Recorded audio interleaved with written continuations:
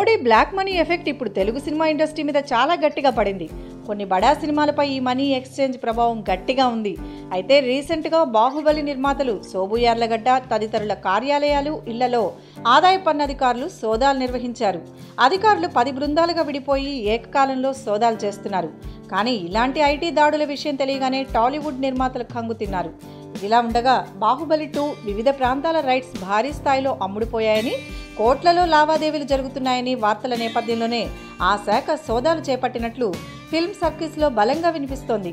కానీ ఈ సోదాల్లో income tax వాళ్ళకి బాహుబలి ప్రొడ్యూసర్స్ నుంచి 60 కోట్లకు పైగా పన్ను చెల్లించని డబ్బు దొరికిందని ఫిల్మ్ నగర్ టాక్.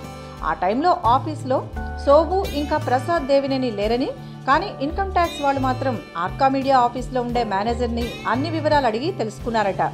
అయితే ఇంకో 5 నెలల్లో మూవీ రిలీజ్ అవుతుండగా ఇలా సోదాలు జరగడంతో బాహుబలి టీం షాక్లో ఉన్నారు.